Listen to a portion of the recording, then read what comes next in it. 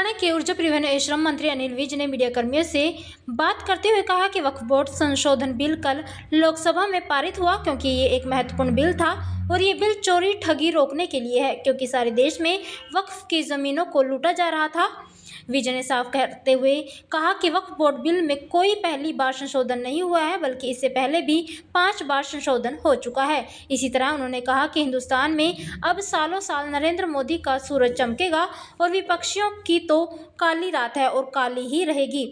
वहीं उन्होंने कहा कि वर्ष 2013 में तुष्टीकरण की राजनीति से प्रभावित होकर कांग्रेस की सरकार ने वक्फ बोर्ड बिल में बदलाव किया था कि वक्फ बोर्ड किसी भी जमीन पर अपना दावा करे तो उसका मालिकाना हक सिद्ध करने की जिम्मेवारी उसकी होती थी जो जमीन पर काबिज है और जिसकी ज़मीन है। अगर ये बिल रहता तो ये किसी दिन पूरे हिंदुस्तान पर अपना हक जता देते। ऐसे में भारत की जनता कहाँ जाती। उन्होंने कहा कि संतुष्टिकरण की राजनीति के चलते कांग्रेस जो बिल बनाया था उसी को ठीक किया जा रहा है।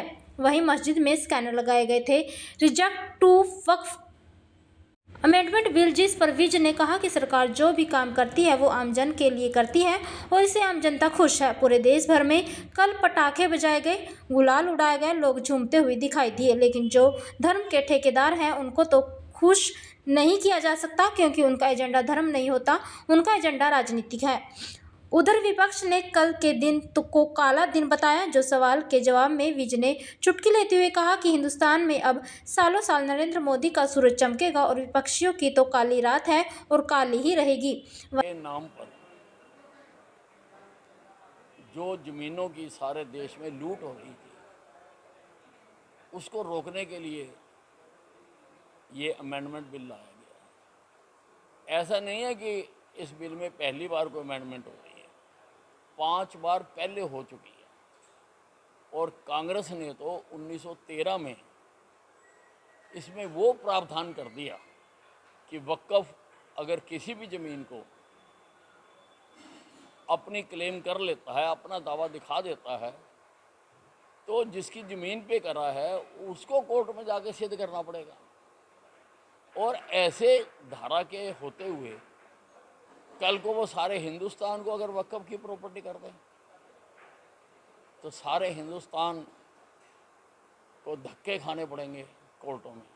इसलिए सोच समझकर, ये किसी मस्जिद के खिलाफ नहीं है, किसी मज़ार के खिलाफ नहीं है, किसी भी जो ऐसे संस्थान हैं उनके खिलाफ नहीं है। ये जो इसकी आड़ में लूट हो रही थी, तगड़ी लूट हो रही थी। ज़मीन तो इनके पास है रेलवे से भी ज़्यादा। रेलवे इतना प्रॉफिट कमा के देती है और इनका 1 करोड़ कुछ है। इसका मतलब लूट तो शरेआम हो रही है। देश के हित में, गरीब मुसलमान के हित में, और सरकारों का काम होता है कि अगर कहीं भी लूटमार हो रही है तो उसको दुरुस्त करने के लिए कानून बनाए। देखिए, वैसी भाईजान तो हमेशा ऐसी हरकतें करते हैं जिससे वो मीडिया में हाईलाइट हो गए। ये बहुत अब तय तो जो पदासीन अधिकारी है लोकसभा का वो करेंगे, परंतु आम आदमी के दिल में इनके प्रति बहुत गुस्सा है।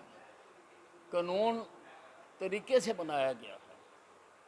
पहले बिल प्रेजेंट हुआ, फिर मेंबरों ने कहा जेपीसी में जाए, जेपीसी में गया, सारी पार्टियों के नुमाइंदे उसमें गए। अब जेपीसी जो पास कर देती है वो लोकसभा में आता है और लोकसभा में कल पास भी हो गया, अभी राज्यसभा में जाना है। बताओ कहाँ गलत हुआ, कानून की उल्लंघना कहाँ हुई? ये ही सिस्टम है। कानून की उल्लंघना तो तब हुई थी इंदिरा गांधी ने जो रातों रात इमरजेंसी लगा दी थी। कानून की उल्लंघना तब हुई थी जब 1 करोड़ लोगों के ज़बरदस्ती नसबंदी कर दी गई थी। कानून की उल्लंघना तब हुई थी जब इस भारत देश को धर्मनिरपेक्ष और समाजवादी देश घोषित कर दिया गया था। अब उल्लंघना नहीं हुई है, बाकायदा कायदे से चल रहा सारा काम, मेजोरिटी से चलता है और प्रजातंत्र का तकाजा ही यही है। Democracy is a polity of majority. भिन्न भिन्न मत हो सकती है लेकिन अधिक लोग जो बात कहें उसको मानना चाहिए और उनको भी मानना चाहिए जो इसका विरोध कर रहे हैं। इसमें बीजेपी का भी राज रहा है। देखिए, पंजाब में आम आदमी की पार्ट आने के बाद, सरकार आने के बाद नशा बहुत तेजी से बढ़ा है। तो क्या कर रही है सरकार? बयानों से चीज़ें ठीक नहीं होती हैं। चीज़ों को ठीक करने के लिए धरातल पर कुछ करना पड़ता, और धरातल पर होता हुआ कुछ नज़र नहीं आ रहा। केजरीवाल जी तो बयान बहादुर हैं, वो तो ऐसा सोचते हैं कि बस मैं बयान दे दूंगा तो उसी से दुनिया ठीक हो जाएगी। ठीक करने के लिए ज़मीन पर उतरना पड़ता केजरीवाल जी। कौन सी नीति बनाई है? बिना तैयारी के उन्होंने कहा मंडी कौन सी नीति बनाई है जो किसानों को परेशान करने के लिए हो? और हरियाणा का किसान तो उद्वेलित नहीं था। ये किसान तो धरने पर पंजाब के बैठे, पंजाब की भूमि पर बैठे, और पंजाब में इंडी सरकार की सरकार है, और इंडी में अगर आप पार्टी है तो कांग्रेस भी है।